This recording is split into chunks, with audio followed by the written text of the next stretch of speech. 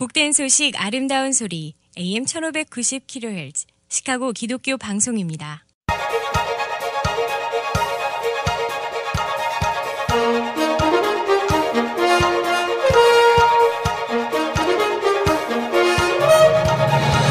김정일 해설위원의 시사 해설. 세상을 넓게 봅니다. 삶의 지평이 넓어집니다.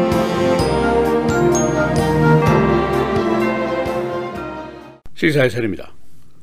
연방정부의 보훈 폐쇄가 현재 진행이 되고 있습니다. 벌써 정부가 폐쇄된 지가 만 이틀이 지나고 9시간쯤 됐습니다. 이번 정부 폐쇄는 예년의 그것보다 좀 더 색다른 면이 많이 있습니다. 우선 전체가 폐쇄되는 것이 아니라 약 25%, 한 4분의 1만이 부분 폐쇄가 됩니다. 그러나 시기가 크리스마스 바로 앞에 시작이 됐고 이 사태가 이제 새해나 돼야 끝이 날 것으로 예상이 되고 있습니다. 새해는 의회의 하원이 민주당의 수정에 들어가게 됩니다. 지금 현재로 약 80만 명의 공무원들이 명절을 앞두고 페이첵이 없는 시간을 맞게 됩니다. 이번 폐쇄 이유는 아주 간단합니다. 보통 트럼프의 셧다운 이렇게 부르는데 그가 멕시코 장벽 기금 50억 달러를 요구하다가 그게 안 되니까 셧다운을 한 것입니다. 실제로 연방 하원에서는 50억 달러가 포함이 된 예산안이 이미 통과가 됐었습니다. 그리고 상원도 내년까지 임시 예산으로 가자, 정부 폐쇄를 막자 하는 방법을 세웠지만은 트럼프 대통령이 서명을 거부한다 해서 셧다운이 자초된 것입니다. 이 멕시코 장벽을 놓고 그 이견은 쉽게 봉합되지 않을 겁니다. 트럼프 대통령은 이 벽이 미국의 국경을 보호하는 것이라고 굳게 믿고 있고 또 이것이 그의 가장 키가 되는 그의 정치 공약입니다. 반대로 민주당은 이 전제가 부도덕하고 비효율적이고 너무 비싸다 하는 생각을 갖고 있습니다.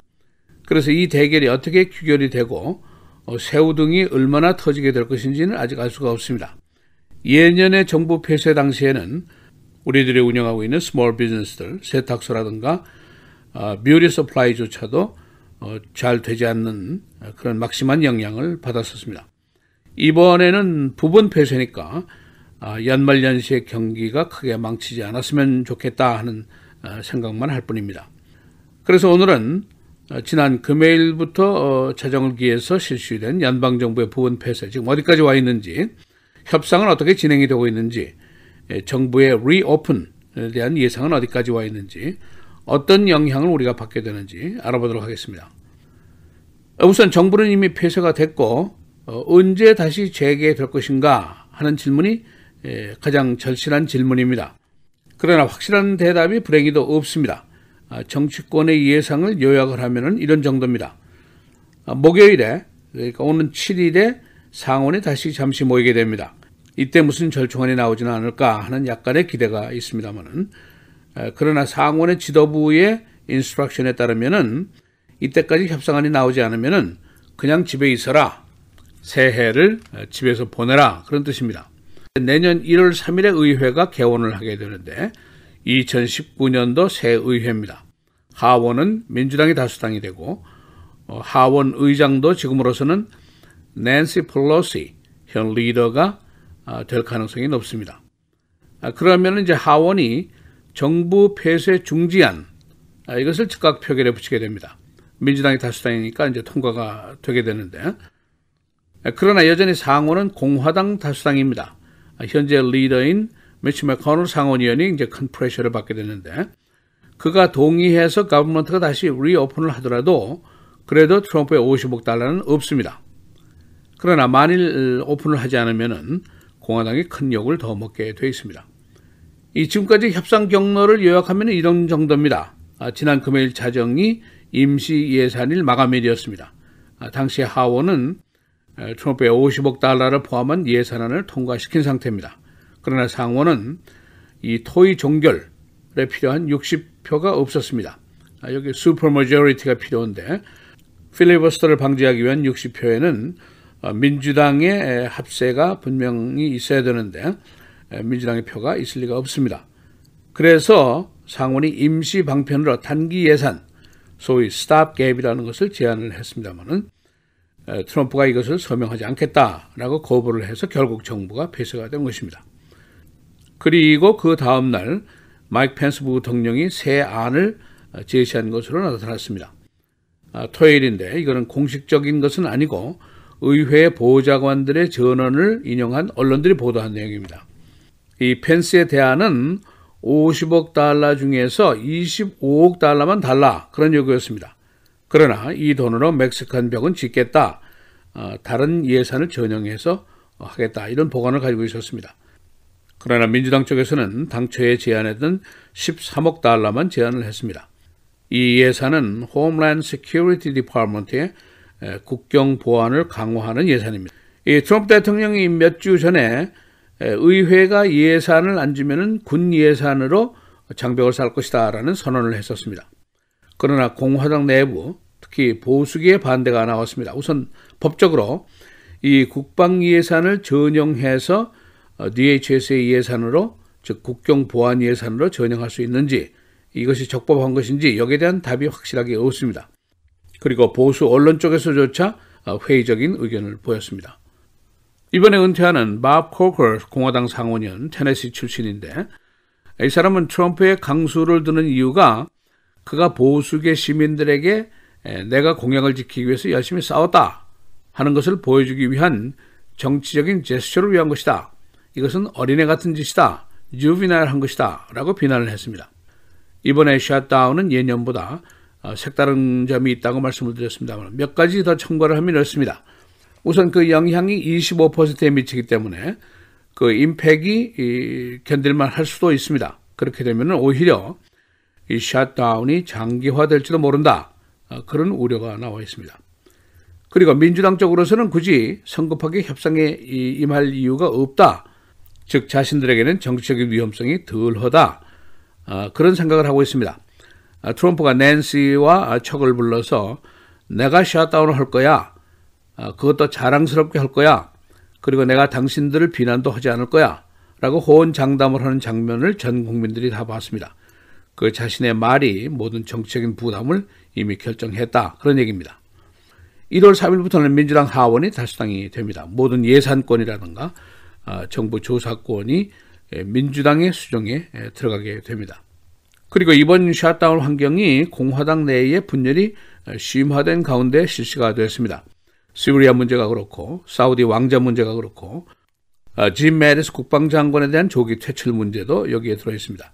공화당 내부에서 불만스럽게 생각하는 의원들이 많이 나오고 있습니다. 트럼프 대통령이 매리스 국방장관이 2월에 퇴임할 것이다 라고 발표를 자신의 입으로 했었습니다. 그러나 그때 그가 매리스의 편지를 읽지 않은 상태였다는 것입니다. 편지를 읽은 후에 그가 자신에게 한 방 먹인 것을 알게 됐고 언론들이 오히려 매리스의 편을 들게 되자 그가 발끈해서 그의 퇴임 시기를 2개월 앞당겨서 이달 말로 관둔다고 다시 일정을 변경시킨 것입니다. 내년도 전국 분석들이 나온 것이 있는데 여기에 보면은 트럼프 대통령이 더욱 고립될 것이다. 그런 예상이 나와 있습니다. 트럼프 대통령은 정부 폐쇄와 함께 플로리다 별장의 크리스마스 휴가를 취소하고 화이트하우스 내에 머물게 됐는데 어제는 거의 집고 상태였다는 것입니다. 퍼블릭 스케줄이 아무것도 없었다는 보도가 나와 있습니다. 세상이 이렇게 어수선하지만은 그러나 기쁜 성탄절은 어김없이 찾아왔습니다. 성탄 카드를 제게 보내주신 애청자 여러분에게 감사를 드립니다. 여러분 모두 복되고 즐거운 성탄을 보내시기 바랍니다. 저는 수요일에 다시 뵙겠습니다. 시사해설 김정일입니다.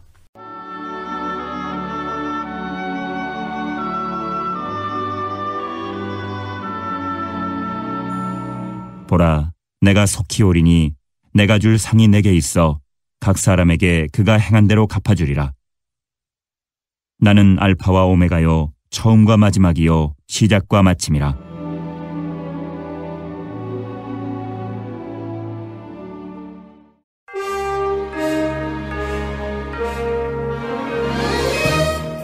(12월 24일) 월요일 헤드라인 뉴스입니다. 트럼프 대통령의 멕시코 국경 장벽 건설 예산 문제로 연방정부 전체의 4분의 1이 부분 셧다운에 들어간 사태에 대해 상원은 별 해결책을 내놓지 못한 채 지난 22일 휴회에 들어갔습니다.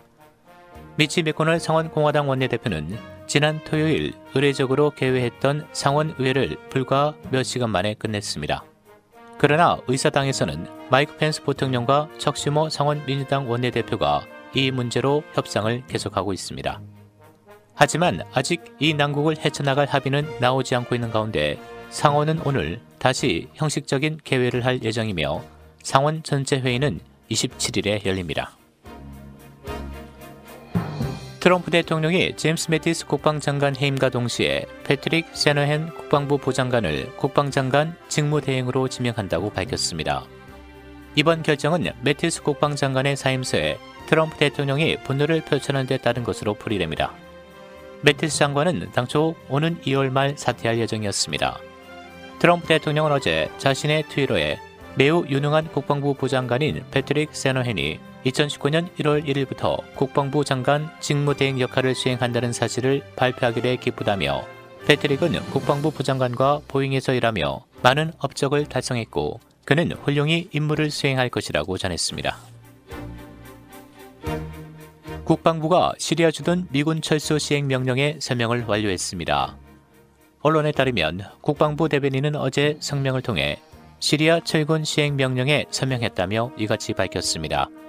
이외 세부 사항은 공개되지 않았습니다. 시리아에는 현재 2,600명가량의 군 요원이 주둔 중이며 수주 내로 철군이 시작될 것이라고 언론이 보도했습니다.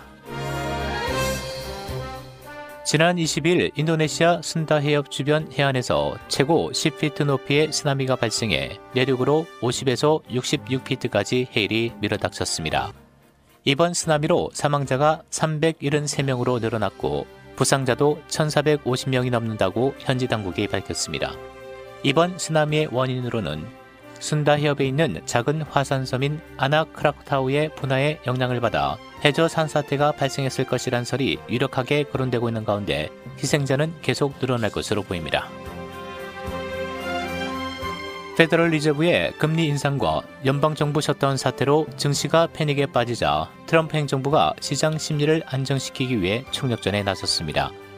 재무부는 어제 트윗을 통해 발표한 성명에서 스테이븐 무누신 재무장관이 뱅크 오브 아메리카, 시리, 골드만삭스, JP 모건, 몰건 스탠리, 웰스파고 CEO와 잇따라 통화했다고 밝혔습니다.